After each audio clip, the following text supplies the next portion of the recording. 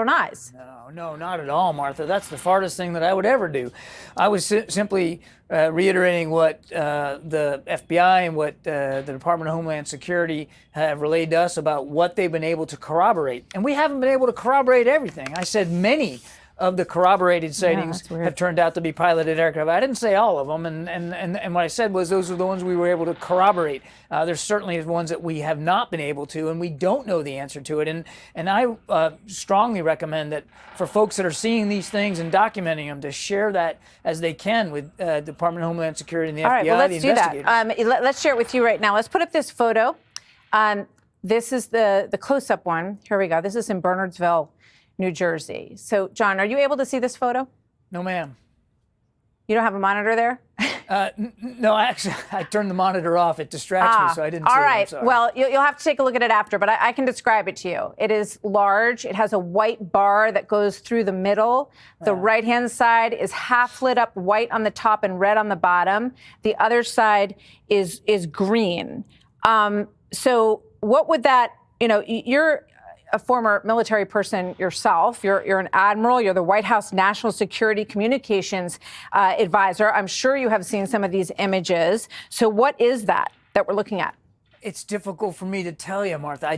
We don't really know. It is possible that some of these things could be commercial drones, developed for commerol purposes. It's possible that they could be owned by private citizens. But why don't we know, John? That's the point. Why doesn't the United States government know? It seems silly. I mean, it feels a lot like the Chinese spy balloon. It was like, oh, we don't know. It's not a problem.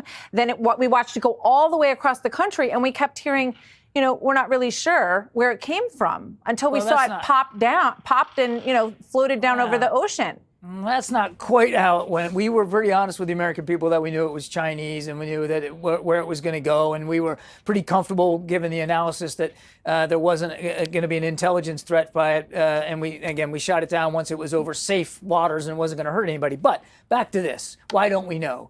I wish I could tell you exactly why we don't have an answer for you here in the afternoon on the 13th of December, but I can tell you that we are working on it very, very hard to know, because we want to answer those questions the same as those folks in New Jersey want answers to them. And we are working on this very, very hard. We are now applying. There was an interagency conversation this morning about this topic where we have now decided to employ some additional technology to New Jersey and some additional personnel to try to get a better sense of what these things are. And as I said yesterday, Martha, as soon as we know, we're going to. I hear you. This is shocking. I got to tell you, this is shocking. Okay. And I'm not the only person who feels this way. This was happening at Langley a month ago. Okay. These people are not crazy. They're seeing these things with their own eyes. This is not normal behavior. They are not planes that are coming in one direction and they're heading into Newark Airport and then they're landing. Okay. We spend $824 billion on defense. We have the greatest intelligent capability in the world. So how can you stand there and say to the country right now, gosh darn, we just don't know what these are? Because I'm not going to lie to you or to the American people, and I'm not going to say we know something when we don't. And we would never, ever stoop to think that an American citizen was crazy or nuts because of what they're seeing and what they're documenting. We're taking that imagery seriously, and we're doing the best we can to analyze it, and we encourage people to come forward if they have additional sightings and imagery. We want to do the best we can to triangulate it, but I'll be gosh darn if I'm going to stand up here and make up stuff that I don't know to be true. We don't want you to make up anything. Do you know and you can't say? Can you tell me that? No, I'm telling you, Martha, I'm telling you we don't. You don't know. We can't corroborate every single sighting. Some of them we have, not all of them, and we're working hard to do that. We know people are afraid of it. We know people have concerns. We have those same concerns. Yeah, because they're flying over your house, and it sounds like there are motorcycles landing on your roof. Let me ask you this. One, person who watched this online said they think it's a Pterodynamics Transwing Drone XP4, which is being developed by the U.S. Navy as a recon and logistics drone capable of picking up and dropping off packages between land and moving ships in high seas and winds. They're suggesting it's an American company. We asked the company. They said we can't speculate on the origin of the drones that are flying over New Jersey. So is that an avenue that has been inspected? You know, is this a private company that is practicing something? And wouldn't they have to clear something with somebody to have this kind of activity? It could very well be, as I said, these could be commercially developed drones of some kind. Why not just take one down and figure out what's going on? Well, the idea of taking something down, again, you want to worry about public safety. First of all, we don't have enough conclusions to take that kind of a policy action. But let's just assume for a minute, Martha, that we did. I mean, you're not going to want to shoot something down where it could hit somebody's house or hurt somebody. Well, the Coast Guard says that there are 30 of them following one of their ships in the ocean. So would that work? I mean, again, we have to develop the policy options based on what we know we're dealing with here, and we just don't know enough to make those to take those kinds of actions. But my goodness, we're going to do everything we can to find out, and we're going to share as much as we can. I understand it's frustrating for folks. Yeah. It's frustrating for us. We want to know as well. What does President Biden say about it? He also has tasked the team to look into this and to be energetic in doing it to try to get answers.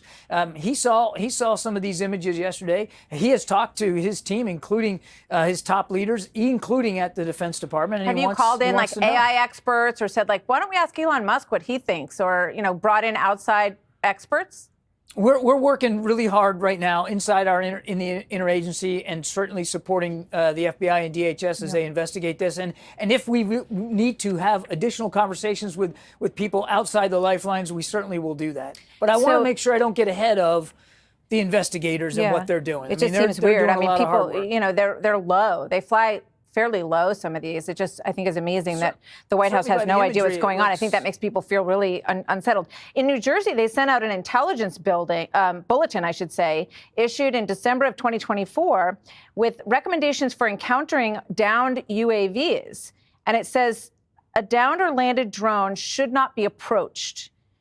It says request hazardous materials response unit or local hazmat team. And then it says, request the nearest bomb squad. Do you agree with those recommendations? If one of these things comes into someone's house or lands in their yard, or they have to deal with it? Yeah, look, I haven't seen that directive, but all that makes perfect sense to me as a former military person. If something like an aircraft of any kind lands in your backyard or close to you or your family, call the authorities. Don't approach it. You don't know what it is, and you don't know what kind of fuel might be on board. You absolutely should just call the authorities. Make sure you report it. Don't go near it. Don't touch it. You don't want to get hurt. Okay. One last question for you, and it's in another area. It's in the Middle East, where obviously, John, there is a lot going on. There's a new headline in the Wall Street Journal today that suggests that the incoming Trump team is considering many options, including airstrikes in Iran, because Iran is working very hard, according to reports, to escalate their ability to make weapons-grade uranium, to move up their calendar because they see everything collapsing around them and they want to secure enough material for nuclear weapons. And they are not ruling out the possibility of airstrikes. Is that something that the Biden administration would consider doing, given this sensitive time frame while Iran is very vulnerable and exposed? I'll tell you one thing, and you and I have had this conversation before, so what I'm going to tell you, you've heard me say before, but I think it bears repeating.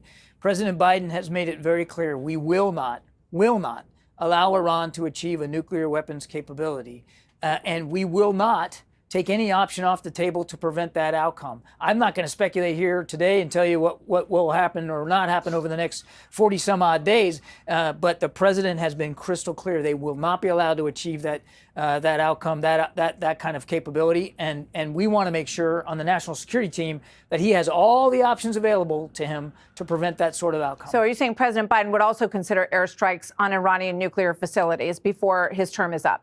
President Biden has made clear that Iran will not have that capability. We had tried to do this through diplomacy. Obviously, that didn't work because the Iranians were not willing to negotiate in good faith. All other options remain available to the president. But again,